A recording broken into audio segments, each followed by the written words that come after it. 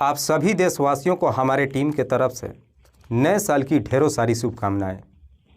मैं ऊपर वाले से दुआ करता हूं कि आप जहां भी रहें अपने परिवार के साथ खुशहाल रहें और ख़ास करके अपने परिवार का ख्याल तो ज़रूर रखें, क्योंकि इंसान के मात्र एक छोटी सी गलती की वजह से न जाने कितने लोगों की ज़िंदगियां तबाह हो जाती है। आज की कहानी में भी सेम कुछ ऐसी होता है।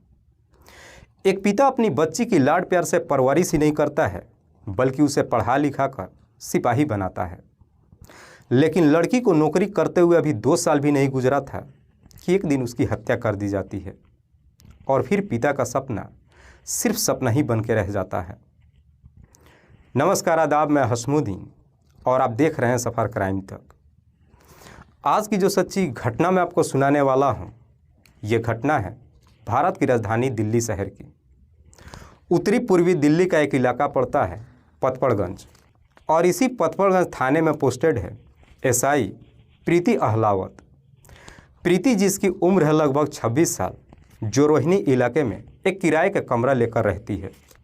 बात कर रहा हूँ मैं 7 फरवरी 2020 की रात्रि के करीब 9 बजे के आसपास। दरअसल पूरे दिल्ली में नाकाबंदी कर दिया गया था। हर जगहों पे पुलिस फोर्स लगाया गया था, क्योंकि अगले दिन 8 फरवरी 2020 को दिल्ली में विधानसभा का इलेक्शन था। 7 फरवरी 2020 को रात्रि के करीब 9 बजे के आसपास प्रीति हर रोज़ की तरह रोहिणी मेट्रो स्टेशन पर पहुंचती है और वहां से पैदल ही अपने घर के लिए निकलती है।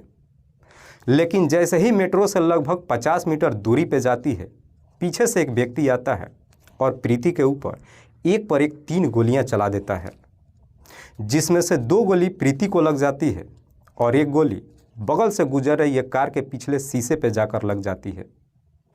एक गोली जो प्रीति के सीधे सर में लगती है, जिसकी वजह से प्रीति की घटनास्थल पे ही मौत हो जाती है। गोली चलने की आवाज़ जब आसपास के लोग सुनते हैं, तुरंत ही 100 नंबर पे फ़ोन करते हैं और पुलिस को खबर कर देते हैं। इधर पुलिस को जैसे ही सूचना मिलती है, पुलिस अपने टीम के साथ घटनास्थल पर पहुँचती है और सबसे पहले डेड बॉडी को चेक करती है। तो डेड बॉडी से पुलिस को एक आई-कार्ड बरामद होता है, जिस पे प्रीति का पूरा इन्फॉर्मेशन लिखा गया था। पुलिस को जैसे ही मालूम चलता है कि मरने वाली महिला एक पुलिस वाली है, पुलिस इस केस को काफ़ी सीरियस तरीके से लेती है। इससे पहले कि मामला बिगड़ जाए, पुलिस सबसे पहले प्रीति की डेड बॉडी को अपने कब्जे में लेती है और उसे पोस्टमार्टम के लिए भेज देती है, और साथ ही साथ इस बात की जानकारी प्रीति के माता पिता को देती है। प्रीति, जो हरियाणा प्रदेश के रोहतक जिले की रहने वाली है। इधर प्रीति के माता पिता को जब मालूम चलता है, सबका रो रो करके बुरा हाल हो जाता है।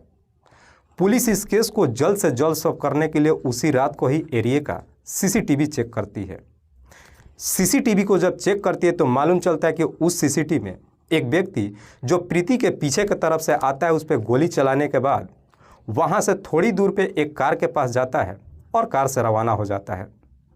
चूँकि वहाँ पे काफ़ी अंधेरा था, ना तो उस व्यक्ति का चेहरा साफ दिखाई देता है और ना ही उस कार का नंबर दिखाई देता है। पुलिस अब प्रीति के बारे में जानकारी इकट्ठा करने के लिए पतपड़गंज थाने से कांटेक्ट करती है और प्रीति के बारे में पूछताछ करती है। तो पुलिस को मालूम चलता है कि दरअसल प्रीति का एक दोस्त है, जिसका नाम है देवांश राठी। देवांश, जिसकी उम्र है लगभग 27 साल, जो उत्तरी पूर्वी दिल्ली के ही भजनपुरा थाने में सब इंस्पेक्टर पद की नौकरी करता है। पुलिस को यह भी मालूम चलता है कि प्रीति और दीपांशु के बीच में दोस्ती ही नहीं था, बल्कि कुछ दिनों से दोनों के बीच में झगड़े तकरार चल रहा था। इसलिए पुलिस को अब लगता है कि शायद दीपांशु ही प्रीति के बारे में बता सकता है कि उसकी हत्या कौन कर सकता है। पुलिस अब दीपांशु के नंबर पर फ़ोन करती है। रिंग तो जा रहा है, लेकिन दीपांशु फ़ोन नहीं उठा रहा है। इसीलिए पुलिस अब दीपांशु के मोबाइल को सर्विलांस पर डाल देती है, तो उसका लोकेशन सोनीपत के तरफ जाते हुए दिखाई देता है। दरअसल दीपांशु भी हरियाणा के सोनीपत के अंतर्गत शास्त्री कॉलोनी का रहने वाला है। पुलिस को लगता है कि शायद दीपांशु अपनी ड्यूटी करके घर के तरफ जा रहा है, लेकिन दीपांशु को जब बार बार फ़ोन करती है पुलिस, जब वो फ़ोन नहीं उठाता है, पुलिस अब दीपांशु का लोकेशन का फॉलो करने लगती है। आखिरकार दीपांशु का लोकेशन इसी सोनीपत के मुरथल के पास जाकर रुक जाता है। पुलिस जब उसी रात को सोनीपत के मुरथल पे पहुंचती है तो देखती है कि सड़क किनारे एक कार खड़ी है। पुलिस जब कार को खोलती है तो देखती है कि ड्राइविंग सीट पे दीपांशु का भी डेड बॉडी पड़ा है। दरअसल दीपांशु के भी सर में एक गोली लगा हुआ था। एक ही रात में जब दो पुलिस वालों की हत्या हो जाती है, ये खबर जंगल में आग की तरह फैल जाती है।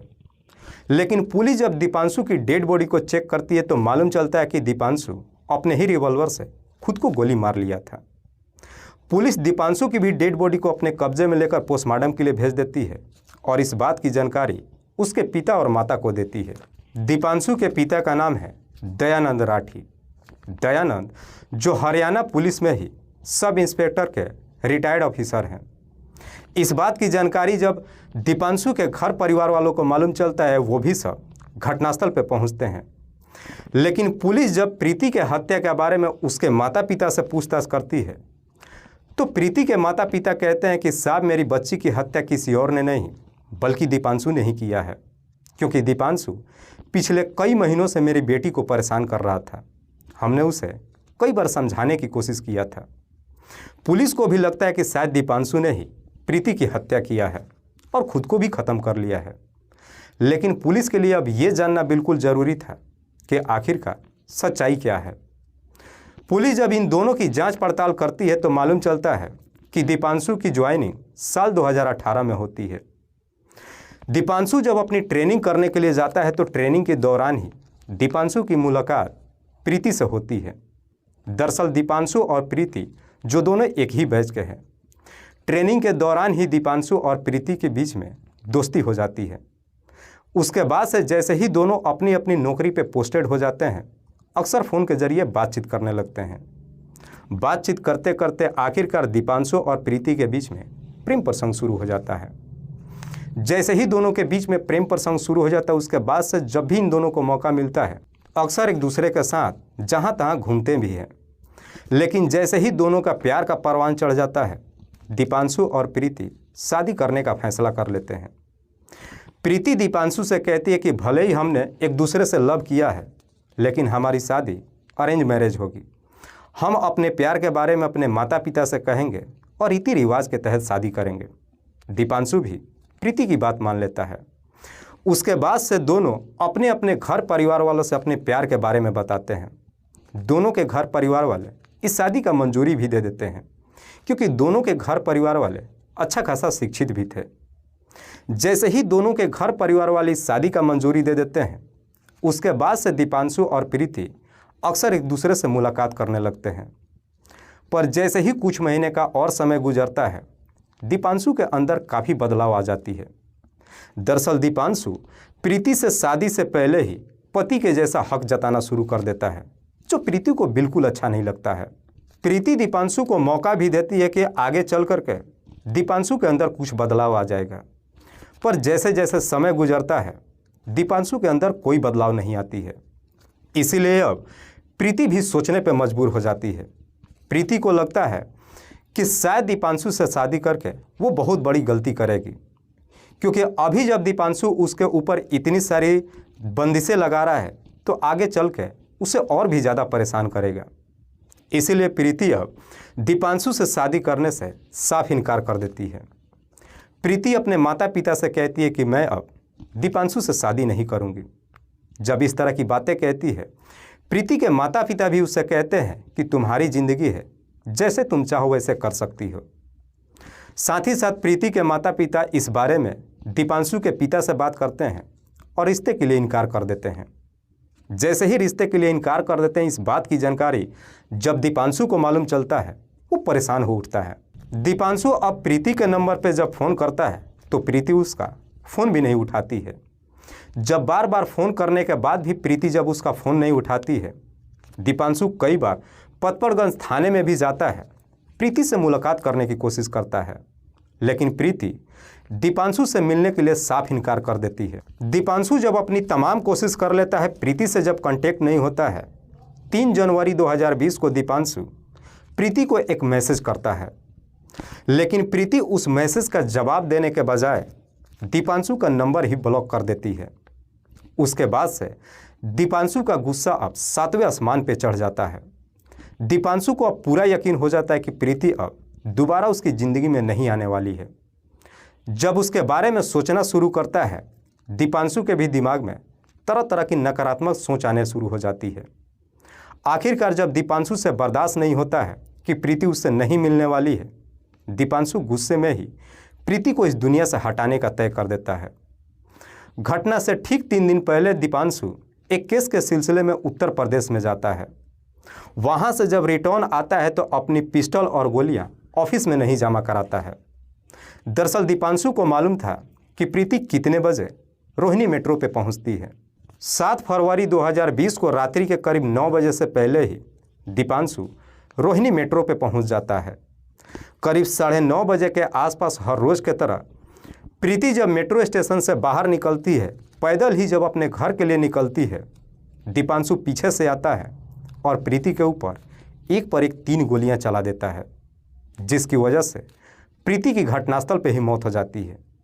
उसके बाद से दीपांशु वहां से चलकर अपनी गाड़ी में जाता है और अपने गाड़ी से घर के लिए रवाना हो जाता है।